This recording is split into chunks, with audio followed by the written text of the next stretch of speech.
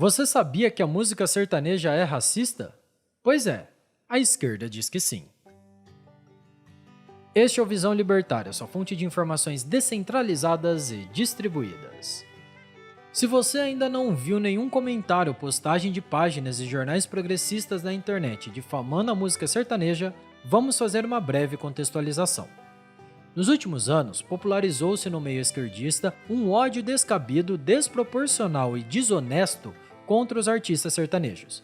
Foram feitas diversas acusações de racismo, não só contra os músicos, mas também contra a indústria como um todo. Por exemplo, o Villa Mix, famosa casa de eventos em São Paulo, já foi acusada algumas vezes de racismo pela mídia nos últimos anos. Em matéria veiculada pelo R7 em 2015, o espaço supostamente barrava a entrada de pessoas negras, feias e gordas. Algo contraditório para uma empresa que precisaria de público para obter maiores receitas. Independentemente do bom senso e da moralidade, mesmo se fosse verdade, essa conduta não feriria a ética libertária e o direito à propriedade. 2 anos depois, a TV Globo e o G1 divulgaram informações no mínimo contraditórias sobre a conduta do espaço. O título da matéria era: Gerente do Villa Mix questiona em mensagem entrada de negros. Quem liberou? No caso em questão, uma ex-recepcionista disse que a administração do Villa Mix orientava seus funcionários a seguir um certo perfil de pessoas que deveriam ser barradas, e uma dessas características era o fato da pessoa ser negra. O mais curioso era que a própria ex-funcionária que estava denunciando a empresa era negra e trabalhava há 2 anos no estabelecimento. Bom, se a administração não gostava de entrada de pessoas negras, por que razão ela teria uma mulher negra na sua equipe? Além disso, as acusações foram refutadas pela administração, que esclareceu que as únicas restrições diziam respeito ao vestuário, como a utilização de bermudas e sandálias. Foram utilizadas como provas as mensagens trocadas por WhatsApp entre a recepcionista e o gerente do estabelecimento. O mais curioso é que em nenhum momento da conversa foi feita uma menção sequer ao fato da pessoa que estava no local ser negra. 0 menções, absolutamente nada. Por mais que a acusação fosse completamente infundada, o Villa Mix foi condenado pela Justiça Estatal a pagar uma multa de R$60 mil à ex-funcionária que processou a empresa. Ademais, a Globo SP e o G1 também não foram contestadas por nenhuma agência de fact-checking. Fora os casos judiciais, as mídias esquerdistas online e os pseudos intelectuais universitários também aderiram à moda de difamar a música sertaneja. No final de 2021, foi publicado no site Medium um texto chamado Pobre Moreno, que era grande, hoje é pequeno, por Marcos Queiroz, que inspirou esse artigo. O autor é um professor do Instituto Brasiliense de Ensino, Desenvolvimento e Pesquisa, conhecido pela sigla IDP, e membro do Centro de Estudos em Desigualdade e Discriminação da Universidade de Brasília. Também tem certa experiência na área do direito, e sua linha de pesquisa é voltada ao fenômeno do racismo na América Latina. Resumidamente, o texto propõe que a música sertaneja tem origem negríndia, ou não branca, de acordo com o vocabulário utilizado pelo autor. Ele cita o exemplo de artistas como João Pacífico e o casal Cascatinha e Inhana, que ficaram originalmente famosos na década de 1950.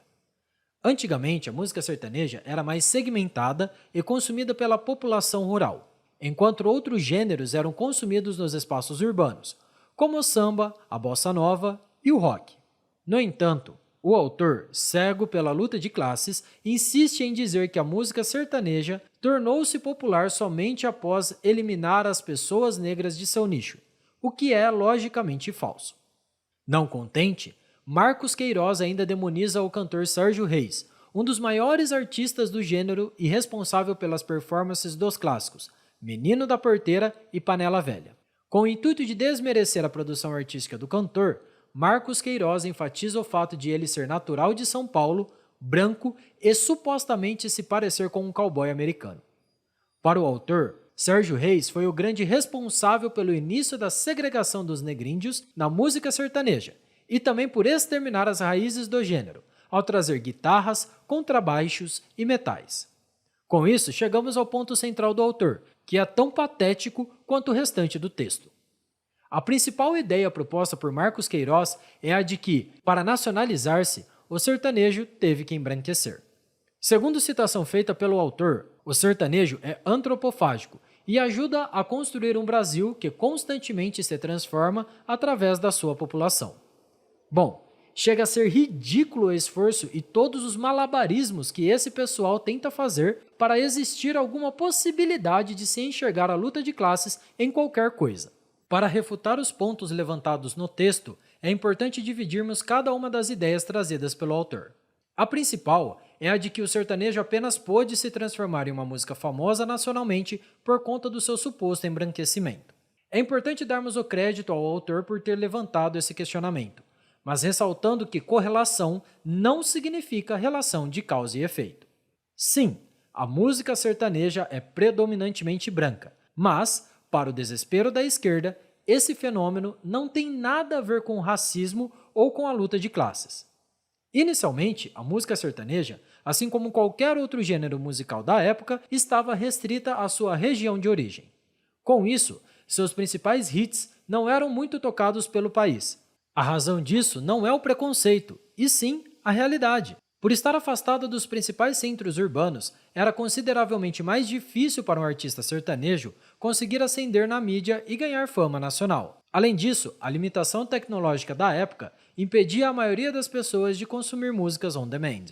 Com isso, a população deveria se contentar com aquilo que estava em evidência na época, independentemente dos seus gostos pessoais. A causa da música sertaneja não ser famosa nacionalmente não foi a sua composição étnica, e sim as redes de comunicações limitadas da época e a sua distância geográfica dos centros urbanos. Seguindo esse raciocínio, com o desenvolvimento tecnológico e dos canais de comunicação, a música sertaneja começou a chegar com mais força às diferentes regiões do Brasil, incluindo as mais brancas. Consequentemente, muitos artistas se beneficiaram desses avanços tecnológicos e, assim, ganharam fama nacional. Surgiu uma primavera de duplas sertanejas, como Leandro e Leonardo, João Paulo e Daniel, Chitãozinho e Chororó, Zezé de Camargo e Luciano e várias outras. O gênero estava em franca ascensão nas regiões rurais de São Paulo, Paraná e principalmente no centro-oeste brasileiro. Coincidentemente, essas regiões possuem grande maioria de brancos. Por exemplo, a ancestralidade europeia da população de Goiás é de 83,7%, enquanto a africana é apenas de 13,3% e a indígena de 3%. O Mato Grosso do Sul possui um percentual negríndio um pouco maior, 25%, segundo o IBGE. Outra tentativa de argumentação feita por Queiroz é a de que os elementos do rock, trazidas por Sérgio Reis e que foram adotadas pelos demais artistas sertanejos que o seguiram, estragaram a tradição sertaneja. No entanto, ele nem leva em consideração a possibilidade de terem sido justamente esses elementos que tornaram possível o crescimento desse gênero musical no Brasil. Em vez de assumir a lógica e a realidade dos fatos, o autor prefere lutar pela sua ideologia e defender que tudo é culpa do racismo estrutural. Para finalizarmos a refutação do texto, é fundamental ressaltarmos a composição étnica de outros gêneros musicais muito populares no Brasil, como o funk e o rap. Enquanto o sertanejo se popularizou no centro-oeste do Brasil, o rap brasileiro surgiu e cresceu nas periferias de São Paulo, onde há uma porcentagem maior de negros.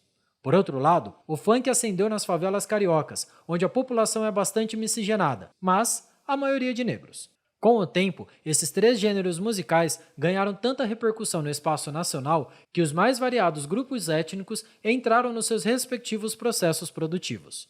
Por exemplo, hoje em dia, Thierry é um dos mais famosos cantores sertanejos, sendo baiano e não branco. Felipe Ret é um dos mais famosos rappers do Brasil, sendo carioca e branco. Ao contrário do que pensa a esquerda, os gostos musicais não são determinados pelo meio ou pela etnia, pelo menos não no Brasil. A tendência é a difusão deles entre as mais diversas camadas da sociedade, conforme ganham repercussão na mídia. Acreditamos que essa breve análise é suficiente para perceber o quão raso é o texto, assim como o projeto de tese que ela tenta defender. Caso tenha curiosidade para ler o texto na íntegra, o link está aqui na descrição do vídeo. A verdade é que uma tese tão esdrúxula quanto a apresentada é muito dificilmente defendida. Ademais, os ataques à música sertaneja não começaram com a popularização das duplas brancas nos anos 80 e 90, e sim há poucos anos. Nos últimos 5 anos, os ataques da inteligência esquerdista aos artistas sertanejos foram aumentando gradativamente. Por exemplo, a falecida cantora Marília Mendonça foi acusada de transfobia e muitas pessoas da bolha progressista comemoraram a sua trágica morte. Além disso, uma participante do último BBB, Nayara Azevedo, também integra a extensa lista de cancelados pela esquerda. Tudo indica que o motivo desse ódio é a tendência mais conservadora dos artistas sertanejos. Desde 2018, muitos artistas do gênero, como Gustavo Lima e Zezé de Camargo, declararam apoio ao atual presidente Jair Bolsonaro. Além disso, não é tão comum o apoio deles às pautas progressistas, como é em outros gêneros, como o MPB e o rap. Muito provavelmente, essa é a causa do ódio esquerdista. O seguinte trecho de uma matéria recentemente veiculada pelo UOL comprova esse pensamento no meio esquerdista. Citação: Felipe Neto entrou em uma briga com os artistas do sertanejo ao desafiá-los a se posicionar em relação ao governo de Jair Bolsonaro. O youtuber criticou a falta de posicionamento político dos cantores e cantoras em meio à pandemia, diferentemente de artistas de outros ritmos, como Anitta e Nando Reis. Fim da citação. É nítida a cobrança que a mídia faz aos artistas sertanejos para que eles comprem as narrativas deles, assim como seus colegas de outros gêneros musicais. Felizmente, isso ainda não acontece com frequência. O mais engraçado disso tudo é a contradição dos militantes. Ao mesmo tempo que a militância progressista se esforça para difamar a música sertaneja, ela também faz uma ressalva às artistas mulheres. Que belo cancelamento seletivo, não é? Há quem diga que isso é feminejo. Essa é nova. Para não deixar passar batido, os ataques progressistas ao gênero também citam as questões de latifúndio e do agronegócio, injustificadamente demonizadas pela esquerda. A bolha progressista continua a flutuar bem longe da realidade, e quanto antes ela estourar, melhor para o Brasil. Obrigado pela sua audiência. Esse artigo foi sugerido e escrito por Pepe D'Ambrosio, revisado por Paulo Almeida e narrado por Coreia com K. Se você gostou desse vídeo, clique no ícone de curtir abaixo e compartilhe o vídeo em sua rede social. Se você deseja ser notificado de outros vídeos, clique em se inscrever e depois no ícone da campainha. Até a próxima!